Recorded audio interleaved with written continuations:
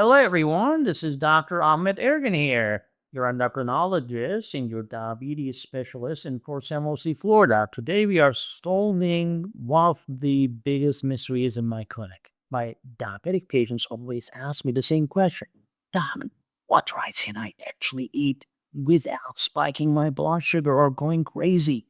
Well, I decided to find out once and for all. I had one of my patients wear a special device, a secret device called continuous glucose monitor. Some of you have heard before.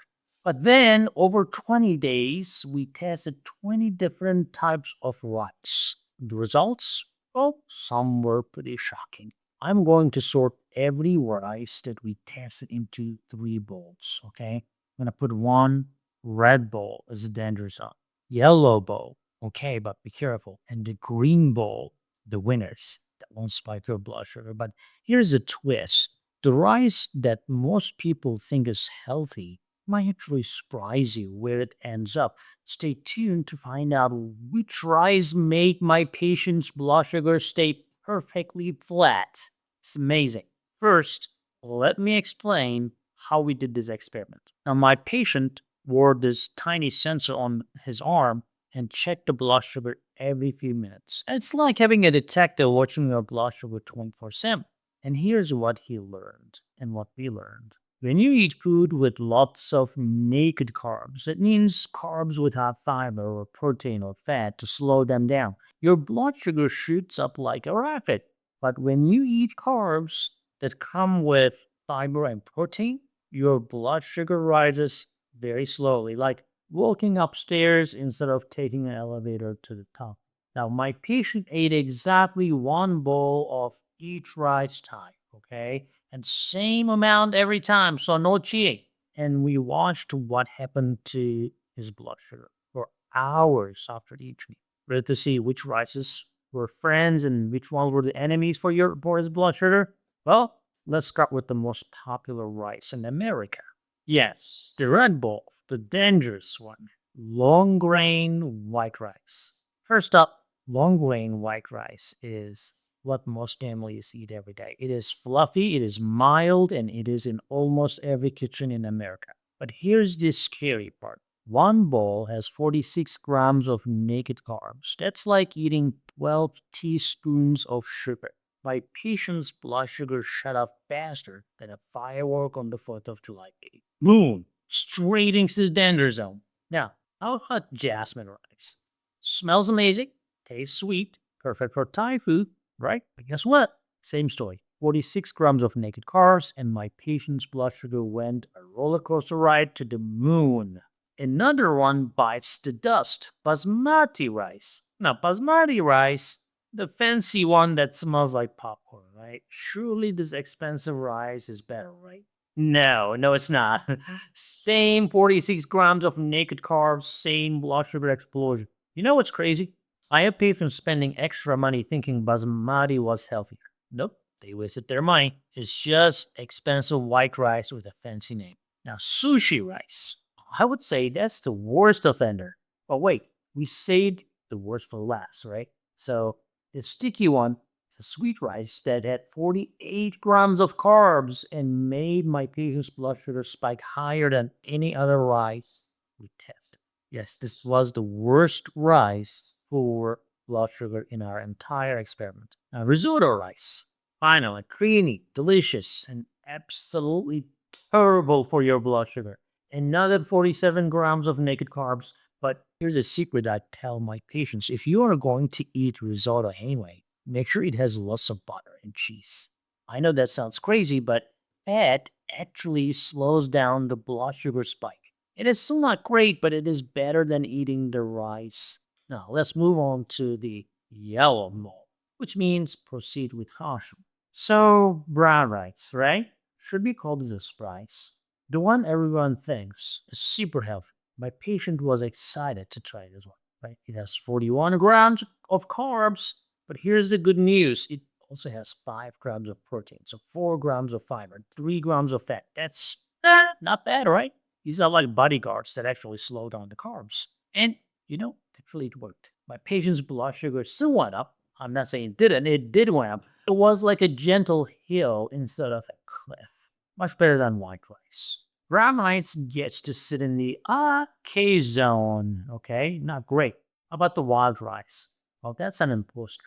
Here's something fun about the wild rice. It's actually not a rice. It is made from grass. But who cares what it is called when it works, right? 42 grams of carbs, 6 grams of protein, 4 grams of fiber. My patient's blood sugar barely budged. And this stuff is like brown rice's cooler cousin, I would say. Wild rice joins the yellow bowl family, baby, and the black rice, and the red rice. What about them? A black rice looks like tiny pieces of coal, but it is actually pretty fit. It has healthy fats and made my patient's blood sugar rise slowly and gently. The red rice is similar. It's nutty, earthy, much better than white rice. Both of these colorful rices have more nutrients and cause smaller blood sugar spikes. Now, one thing that I want to mention that I nobody talks about is the arsenic content in rice. Unfortunately, most rice have arsenic, so if you're a big rice eater, you will accumulate a lot of arsenic. So good luck with that. But I would say colorful rices are better choices for diabetes in general. But here's my favorite yellow bowl winner. A rice mix with quinoa and lentils. Only 38 grams of carbs, but 8 grams of protein with it and 5 grams of fiber. So my patient's blood sugar rose so slowly, it was like watching grass grow. So this is what I recommend to patients who want something that tastes like rice, but won't wreck their blood sugar. Now let's talk about the green bowl, the champions cauliflower rice, right? Our first green bowl winner is deservedly cauliflower rice. Now, I know what you're thinking. That's not really rice. That's a vegetable. So go somewhere else. You're absolutely right. But here's what's amazing. Only 5 grams of carbs per bowl. All right. And my patient's blood sugar stayed completely flat, like a pancake. No spike at all. And here's how you make it. Chop cauliflower into tiny pieces. Cook in a pan with a little olive oil for 6 to 8 minutes. Add salt. Boom. Rice that won't spike your blood sugar. I have patients who were scared to eat any rice, and now they eat cauliflower rice every day without the worry. And you can buy it directly. You don't have to make it yourself. Now, the Shirataki rice is the ultimate winner, right? Shirataki rice. This is one is weird. It's like a jelly-like rice. It's made from a plant called konjac. It looks strange, but listen to this. Only 5 grams of carbs per bowl, and almost all of that is fiber. So when my patient ate this, his blood sugar didn't move at all. It was like they drank water instead of eating rice. This is the ultimate rice for people with diabetes. It tastes pretty bland on its own, but it soaks up flavors like a sponge and some sauce, and you've got a perfect meal that will not hurt your blood sugar at all. Now, let me share some secret tricks that I teach my patients. Here's a weird one. Cook your rice, put it in the fridge overnight, then reheat the next day. I know it sounds crazy, but something magical happens in the fridge. Cold changes rice in a way that makes it spike blood sugar much less. My patient tried this with white rice actually. Instead of a huge spike that they usually see, he got a more gentle rise. Now, scientists call this resistant starch, but I call it the refrigerator magic trick. And here's another secret. Even if you eat white rice, you can still keep your blood sugar healthy. The magic plate method. What is magic plate method? Well, you're gonna divide your plate into 3 parts. 1/3 your rice, 1/3 non-starchy vegetables like broccoli or spinach, and 1/3 lean protein like chicken or fish. The vegetables and protein, like you said, it's like speed bumps for the rice carbs. They slow everything down, keep blood sugar from going literally crazy. Now, I have had patients use this trick to enjoy their favorite rice dishes like without the blood sugar roller coaster. Because if you live in a family, like you're a Mexican family or a Hispanic family, whatever, Asian family, or just pure American, raised by a Chinese family. I'm just kidding. A pure American who loves rice. Sometimes you cannot help it. You go somewhere and they serve you rice, and what do I do with this? It's not cauliflower rice, it's not shirataki rice.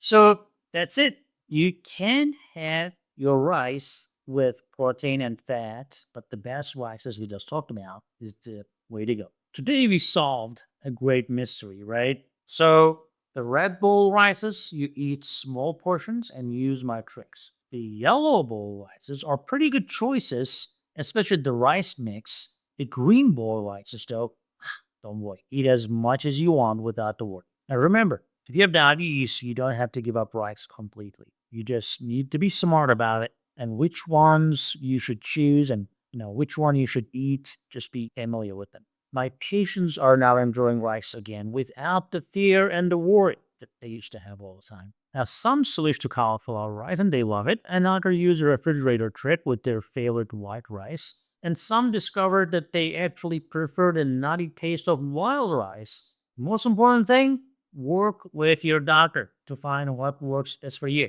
And use your CGM, continuous glucose monitor. It will never lie to you. Well, sometimes it does, but most of the time it doesn't.